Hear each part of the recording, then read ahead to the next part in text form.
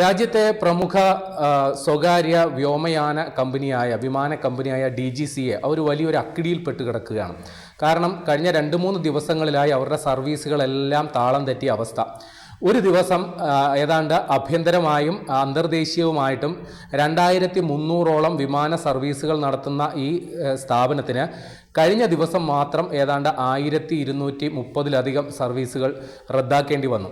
ഇപ്പോൾ ഇതുവരെ കിട്ടിയ റിപ്പോർട്ടുകൾ പ്രകാരം ഏതാണ്ട് 200ഓളം സർവീസുകൾ, അത് മുംബൈ, കൊൽക്കത്ത, ഡൽഹി അടക്കമുള്ള പ്രധാന നഗരങ്ങളിലെ സർവീസുകൾ റദ്ദാക്കേണ്ട സാഹചര്യത്തിലേക്ക് ഇൻഡിഗോ എയർലൈൻസ് പോയി എന്നുള്ളതാണ് വിവരം.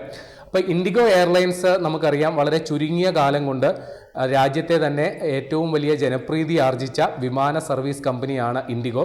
കാരണം ചെലവ് കുറഞ്ഞ രീതിയിൽ മികച്ച സേവനം ലഭ്യമാക്കുന്ന ഒരു കമ്പനി എന്ന നിലയ്ക്ക് വലിയ ജനപ്രീതി ആർജിച്ച ഒരു കമ്പനി തന്നെയാണ്. പക്ഷേ അവരെ സംബന്ധിച്ച് ഇപ്പോൾ കാര്യങ്ങൾ അത്ര പങ്ക്തിയല്ല എന്നുള്ളതാണ് മനസ്സിലാക്കേണ്ടത്. അതിന് 2 കാരണങ്ങളാണ് കമ്പനി തന്നെ ചൂണ്ടിക്കാണിക്കുന്നത്. 3 കാരണങ്ങൾ. ഒന്ന്, കാലാവസ്ഥാപരമായ പ്രശ്നങ്ങൾ. കാരണം ഈ ശ്രീലങ്കയിൽ കഴിഞ്ഞ ദിവസങ്ങളിൽ ഉണ്ടായ ദിത്വ എന്ന് പറയുന്ന ചുഴലിക്കാറ്റ്, അതുമായി ബന്ധപ്പെട്ടുള്ള ചില പ്രശ്നങ്ങൾ ഉണ്ടായിട്ടുണ്ട്. കൂടാതെ എയർബസ് എന്ന് പറയുന്ന വിമാന കമ്പനി വിമാനങ്ങൾ അടിയന്തരമായി ലാൻഡ് ചെയ്യണം, സോഫ്റ്റ്വെയർ സംബന്ധിച്ച് ചില തകരാർ, സോളാർ വികിരണവുമായി ബന്ധപ്പെട്ട് സോഫ്റ്റ്വെയറിൽ ചില തകരാറുണ്ട്, അതുകൊണ്ട് വിമാനങ്ങൾ സർവീസ് നിർത്തിവെക്കണം. അതുമായി ബന്ധപ്പെട്ട് ഇൻഡിഗോ എയർലൈൻസിന് ഒരുപാട് ബുദ്ധിമുട്ടുകൾ ഉണ്ടായി. 3ാമത്തെ പ്രശ്നമാണ് കമ്പനിയെ ഏറ്റവും കൂടുതൽ ഇപ്പോൾ വലച്ചുകൊണ്ടിരിക്കുന്നത്. അത് ഈ ജീവനക്കാരുടെ സമയക്രമീകരണം സംബന്ധിച്ച് വ്യോമയാന മന്ത്രാലയം ഒരു നിർദ്ദേശം വിമാന കമ്പനികൾക്ക് കൊടുത്തിരുന്നു.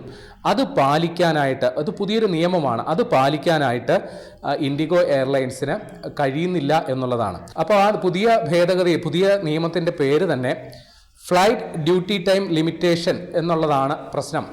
അതായത് ഈ വ്യോമയാന മേഖലയിൽ സുരക്ഷാ മുൻകരുതലിൻ്റെ ഭാഗമായിട്ട് DGCA 2024 ജനുവരിയിൽ ഒരു സർക്കുലർ പുറത്തിറക്കി. എല്ലാ വിമാന കമ്പനികൾക്കും ബാധകമായ ഒരു സർക്കുലറാണ്. അത് പ്രകാരം വിമാന കമ്പനി ജീവനക്കാരുടെ, പ്രത്യേകിച്ച് പൈലറ്റ്, ഈ വിമാനത്തിൽ ജോലി ചെയ്യുന്ന ക്രൂ മെമ്പേഴ്സ്, ഇവരുടെയൊക്കെ ജോലി സമയം ക്രമീകരിച്ചുകൊണ്ടുള്ള ഉത്തരവാണ് വന്നേക്കുന്നത്. അപ്പോൾ ഇത് പ്രകാരം ഒരു പൈലറ്റിന് ആഴ്ചയിലുള്ള വിശ്രമ സമയം എന്ന് പറയുന്നത് നേരത്തെ 36 മണിക്കൂറായിരുന്നു, അത് 48 മണിക്കൂറാക്കി വർദ്ധിപ്പിച്ചു. കൂടാതെ നൈറ്റ് ഡ്യൂട്ടി എന്ന് പറയുന്നത് 6 മണിക്കൂറെന്നായിരുന്നത് 5 മണിക്കൂറായിട്ട് കുറച്ചു. പിന്നെ 2 ആഴ്ച തുടർച്ചയായിട്ട് നൈറ്റ് ഡ്യൂട്ടി ചെയ്യാനായിട്ടുള്ള അവസരം ഉണ്ടാക്കരുത്. പിന്നെ മാക്സിമം ഫ്ലൈറ്റ് ടൈം എന്ന് പറയുന്നത്, അത് നൈറ്റ് ഡ്യൂട്ടി അടക്കമാണെങ്കിൽ മാക്സിമം ഫ്ലൈറ്റ് ടൈം എന്ന് പറയുന്നത് 8 മണിക്കൂർ, ഇനി നൈറ്റ് ഡ്യൂട്ടിയും കൂടി ചേർത്തിട്ടാണെങ്കിൽ 10 മണിക്കൂർ. ഇങ്ങനെയാണ് പുതിയ നിർദ്ദേശം. അപ്പോൾ ഈ 8 തൊട്ട് 10 മണിക്കൂർ വരെ ജോലി ചെയ്യുന്ന സമയത്ത് മുൻകാലങ്ങളിൽ 6 ലാൻഡിങ്ങുകളൊക്കെ നടത്തിക്കൊണ്ടിരുന്നത് ഇപ്പോൾ പരമാവധി 2 ലാൻഡിങ് മാത്രമേ അനുവദിക്കൂ. അപ്പോൾ 2 സ്ഥലത്ത് മാത്രമേ, അതായത് ഈ കണക്ഷൻ ഫ്ലൈറ്റുകളൊക്കെ വരുമ്പോൾ വലിയ പ്രശ്നമാകും എന്നാണ് നമ്മൾ മനസ്സിലാക്കേണ്ടത്. ഇപ്പോൾ DGCA നൽകിയിരിക്കുന്ന ഈ നിർദ്ദേശം ഏറ്റവും വലിയ തിരിച്ചടി ഉണ്ടാക്കിയത് ഇൻഡിഗോ എയർലൈൻസിനാണ്. കാരണം ഞാൻ നേരത്തെ പറഞ്ഞു, ചെലവ് കുറഞ്ഞ വിമാന സർവീസ് നൽകിക്കൊണ്ടിരുന്ന ഒരു സ്ഥാപനമാണ്.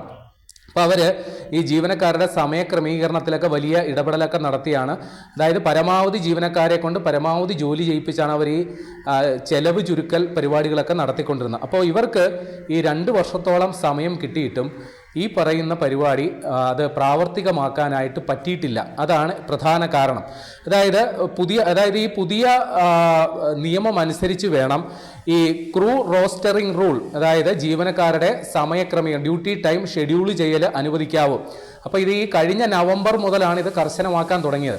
അന്നു മുതൽ ഇൻഡിഗോ എയർലൈൻസിൻ്റെ കഷ്ടകാലം തുടങ്ങി എന്നുള്ളതാണ് മനസ്സിലാക്കേണ്ടത്. മറ്റ് ഫ്ലൈറ്റ് കമ്പനികൾക്ക് വലിയ പ്രശ്നങ്ങളില്ല, കാരണം അവരിത് പാലിക്കുന്നുണ്ട് എന്ന് തന്നെയാണ് നമുക്ക് മനസ്സിലാക്കേണ്ടത്. അപ്പോൾ ഇതിനു വേണ്ടിയിട്ട് വലിയൊരു തയ്യാറെടുപ്പ് നടത്താനായിട്ടുള്ള സമയം എല്ലാ എയർലൈൻ കമ്പനികൾക്കും DGCA നൽകിയിരുന്നു.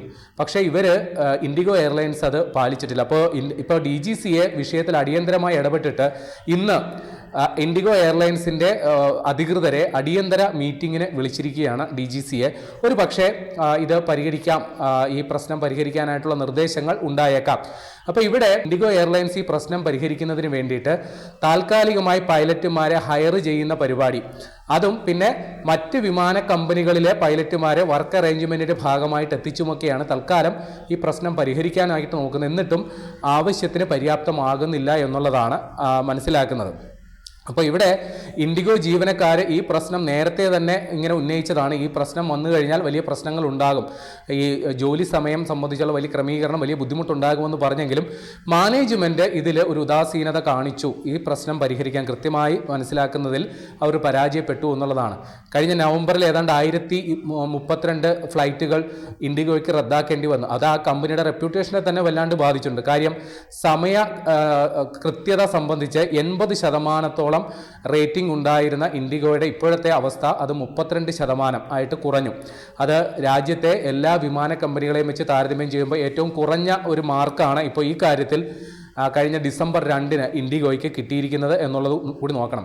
അപ്പോൾ ഈ കാര്യത്തിൽ പൈലറ്റുമാരുടെ സംഘടന, അതായത് പൈലറ്റ്സ് അസോസിയേഷൻ ഓഫ് ഇന്ത്യ, അവർ എടുത്തിരിക്കുന്ന നിലപാട് ഇതിൽ ഇൻഡിഗോ എയർലൈൻസിന് ഗുരുതരമായ പാളിച്ച പറ്റിയിട്ടുണ്ട്. ഒരു പക്ഷേ ഇവർ ബോധപൂർവം ചെയ്തിരിക്കുന്ന ഈ ഇത്തരത്തിലുള്ള ഫ്ലൈറ്റ് ക്യാൻസലേഷനൊക്കെ നടത്തി വിമാനത്താവളങ്ങളിലൊക്കെ ഇപ്പോൾ ഭയങ്കര പ്രശ്നമാണ്. യാത്രക്കാർ 200ഓളം ഫ്ലൈറ്റുകളൊക്കെ റദ്ദാക്കേണ്ടി വന്നു കഴിഞ്ഞാൽ ഒരു വിമാനത്താവളത്തിൽ കുറഞ്ഞതൊരു 30-40 ഫ്ലൈറ്റെങ്കിലും ഇൻഡിഗോയുടെ റദ്ദാക്കപ്പെടുന്നുണ്ട്. അപ്പോൾ യാത്രയ്ക്കായിട്ട് വന്ന യാത്രികർ ഉണ്ടാക്കുന്ന പ്രതിഷേധങ്ങളടക്കം വിമാനത്താവളങ്ങളിൽ വലിയ പ്രശ്നങ്ങൾ നടന്നുകൊണ്ടിരിക്കുകയാണ്. അപ്പോൾ ഈ പ്രശ്നങ്ങളും സംഘർഷങ്ങളും ഒക്കെ ബോധപൂർവം സൃഷ്ടിച്ചതാണെന്നാണ് പൈലറ്റുമാരുടെ സംഘടനയുടെ വാദം.